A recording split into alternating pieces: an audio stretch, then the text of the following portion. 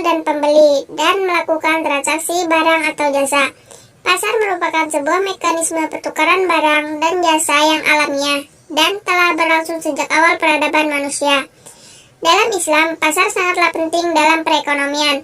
Pasar telah terjadi pada masa Rasulullah dan Khulafaur Rasyidin dan menjadi sunatullah yang telah dijalani selama berabad-abad.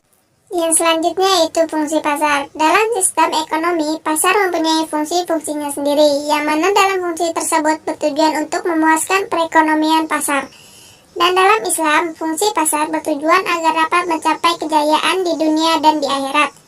Pasar mempunyai 5 fungsi utama, yaitu: yang pertama, fungsi pasar adalah menetapkan nilai-nilai harga dalam pasar, karena harga merupakan alat ukur suatu nilai dalam pasar.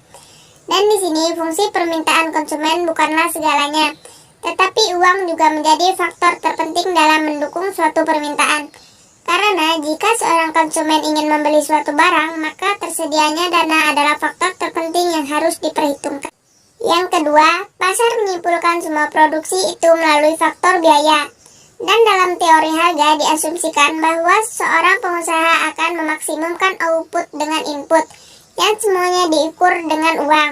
Dan dari fungsi inilah asal bagaimana cara menghasilkan barang dan jasa. Yang ketiga, pasar mendistribusikan suatu produk ini bersangkut paut dengan masalah untuk siapa barang dihasilkan. Karena siapa yang menghasilkan paling banyak produk, maka akan menerima pembayaran paling banyak pula.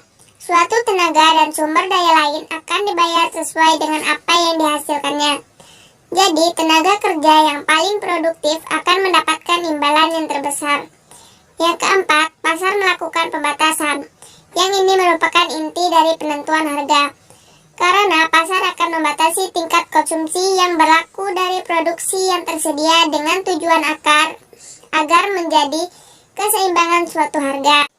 Yang kelima, pasar juga menyediakan barang dan jasa untuk keperluan di masa akan datang. Tabungan dan investasi adalah salah satu alat untuk mempertahankan sistem dan menghasilkan kemajuan ekonomi. Semua fungsi tersebut haruslah meyakinkan setiap orang bahwa pasar dapat memecahkan berbagai masalah.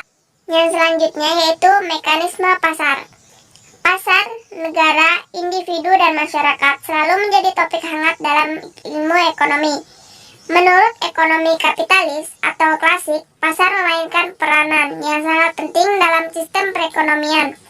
Ekonomi kapitalis menghendaki pasar bebas untuk menyelesaikan permasalahan ekonomi, mulai dari produksi, konsumsi, sampai distribusi. Mekanisme pasar adalah cara bekerja suatu pasar berdasarkan pada sistem pasar yang ada. Dan sistem pasar yang kita kenal saat ini adalah sistem pasar yang bebas yang biasanya menggunakan prinsip laissez-faire et laissez le model de Louis Meme. Membiarkan ia berbuat dan membiarkan ia berjalan. Dunia akan mengurus diri sendiri. Maksudnya, biarkan sajalah perekonomian berjalan dengan wajar, tanpa adanya campur tangan pemerintah. Nanti akan ada suatu tangan tak terlihat atau invisible hands yang akan membawa perekonomian tersebut ke arah equilibrium. Islam diturunkan di tanah kelahiran yang memiliki kegiatan ekonomi yang tinggi, adalah bangsa Arab yang sudah berpengalaman selama ratusan tahun dalam beraktivitas di dunia perdagangan. Pada zaman itu terlihat bahwa para ilmuwan muslim telah membahas permasalahan-permasalahan yang berkaitan dengan mekanisme pasar. Di situ mereka mencoba menganalisis tentang tingkat suatu harga pada kegiatan perekonomian. Pada zaman itu, ada pemikiran yang menjadi suatu kesepakatan bersama bahwa tinggi rendahnya permintaan terhadap suatu barang ditentukan oleh harga barang yang bersangkutan. Dan pemahaman saat itu mengatakan bahwa bila barang yang tersedia di pasar sedikit, maka barang akan menjadi mahal. Dan kebalikannya, bila tersedia barang-barang, maka harga suatu barang akan murah. Selanjutnya adalah struktur pasar. Struktur pasar memiliki suatu pengertian, yaitu penggolongan produsen kepada beberapa bentuk pasar. Berdasarkan pada ciri-cirinya, misalnya seperti jenis produk yang dihasilkan, banyaknya perusahaan dalam suatu industri, mudah tidaknya keluar atau masuk ke dalam industri, dan peranan iklan dalam kegiatan industri. Maka dalam teori ekonomi, struktur pasar itu dibedakan menjadi dua, yaitu pasar persaingan sempurna dan pasar persaingan tidak sempurna, atau yang meliputi monopoli, oligopoli, monopolistik, dan monopsoni. Pengertian pasar persaingan sempurna, Islam menegaskan bahwa pasar harus berdiri di atas prinsip persaingan bebas atau perfect competition. Namun bukan berarti kebebasan itu mutlak, tetapi kebebasan itu harus sesuai dengan aturan syariah. Pasar persaingan sempurna adalah jenis pasar dengan jumlah penjual dan pembeli yang sangat banyak, dan produk yang dijual bersifat homogen atau sama dan tidak dapat dibedakan. Suatu harga terbentuk karena mekanisme pasar dan pengaruh hasil dari suatu penawaran dan permintaan, sehingga penjual dan pembeli di pasar tidak dapat mempengaruhi harga dan hanya berperan sebagai penerima harga atau price taker saja. Pasar persaingan sempurna adalah struktur pasar yang paling ideal, karena sistem pasar ini dianggap bisa menjamin adanya kegiatan memproduksi barang atau jasa yang tinggi. Akan tetapi, pada prakteknya tidak mudah untuk mewujudkan suatu pasar yang mempunyai struktur persaingan sempurna. Yang selanjutnya, pasar persaingan tidak sempurna. Pasar persaingan tidak sempurna adalah kebalikannya dari pasar persaingan sempurna, di mana antar penjual dan pembeli jumlahnya relatif. Terkadang ada pasar yang jumlah penjualnya sedikit, bahkan ada yang jumlah penjualnya hanya satu, dan bisa juga kebalikannya. Ada yang jumlah pembelinya sedikit, bahkan ada pula yang jumlah pembelinya hanya satu. Pasar tidak sempurna dibagi menjadi beberapa macam. Yang pertama yaitu pasar monopoli atau ihtikar. Adalah suatu bentuk pasar di mana dalam pasar hanya terdapat satu penjual yang menguasai pasar, dan seorang monopolis adalah sebagai penentu harga atau price maker. Seorang monopolis dapat menaikkan atau mengurangi harga dengan cara menentukan jumlah barang yang akan diproduksi. Semakin dikit barang yang diproduksi, semakin mahal harga barang tersebut. Begitu pula sebaliknya. Dalam Islam, keberadaan satu penjual di pasar atau yang tidak ada pesaingnya tidaklah dilarang dalam Islam, akan tetapi tidak boleh melakukan ihtikar. Karena ihtikar adalah mengambil suatu keuntungan di atas keuntungan yang normal, yang dengan cara menjual sedikit jumlah suatu barang agar mendapatkan harga yang tinggi. Maka pasar seperti ini dilarang dalam Islam, sebagaimana sabda Rasulullah SAW. Yang kedua, pasar oligopoli adalah pasar di mana penawaran satu jenis barang dikuasai oleh beberapa perusahaan. Umumnya jumlah perusahaan lebih dari 2 tetapi kurang dari 10. Dalam pasar oligopoli, setiap perusahaan memposisikan dirinya sebagai sebagian yang terikat dengan permainan pasar, di mana keuntungan yang mereka dapatkan tergantung dari tindak tanduk pesaing mereka. Sehingga semua usaha promosi, iklan, pengenalan produk baru, perubahan harga, dan sebagainya dilakukan dengan tujuan untuk menjatuhkan konsumen dari pesaing mereka. Praktek oligopoli biasanya dilakukan sebagai salah satu upaya untuk menahan perusahaan-perusahaan untuk masuk ke dalam pasar. Dan tujuan perusahaan-perusahaan melakukan oligopoli adalah sebagai salah satu usaha untuk menikmati suatu keuntungan dengan menetapkan harga jual terbatas, sehingga menyebabkan persaingan harga di antara pelaku usaha yang melakukan praktik oligopoli menjadi tidak ada.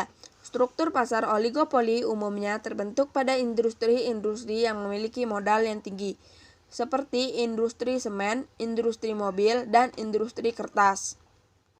Yang ketiga, monopolistik adalah salah satu bentuk pasar di mana terdapat banyak produsen yang menghasilkan barang yang sama, tetapi memiliki perbedaan dalam beberapa aspek. Penjual dalam pasar monopolistik tidak terbatas, namun setiap produk yang dihasilkan pasti memiliki ciri tersendiri yang membedakan dengan produk lainnya. Pada pasar monopolistik, produsen memiliki kemampuan untuk mempengaruhi harga walaupun pengaruhnya tidak sebesar produsen dari pasar monopoli atau oligopoli. Kemampuan ini berasal dari sifat barang yang dihasilkan karena perbedaan dan ciri khas dari suatu barang. Konsumen tidak akan mudah berpindah ke merek lain. dan tetap memilih merek tersebut walaupun produsen menaikkan harga. Misalnya, pasar sepeda motor di Indonesia. Produk sepeda motor memang cenderung bersifat homogen, tetapi masing-masing memiliki ciri khusus sendiri. Sebut saja seperti motor Honda. Ciri khususnya adalah irit bahan bakar, sedangkan Yamaha memiliki keunggulan pada mesin yang stabil dan jarang rusak. Akibatnya, tiap-tiap merek mempunyai pelanggan setia masing-masing. Oleh karenanya, perusahaan yang berada dalam pasar monopolistik harus aktif mempromosikan produk sekaligus menjaga citra perusahaan. Lalu masuk ke selanjutnya, ketentuan penetapan harga dalam Islam. Pengertian harga. Harga adalah faktor utama dalam mengalokasikan sumber daya pelaku ekonomi. Dalam suatu transaksi, bagian terpenting dalam jual beli adalah nilai tukar dari suatu barang yang dijual. Zaman sekarang, nilai tukar itu biasanya disebut dengan uang.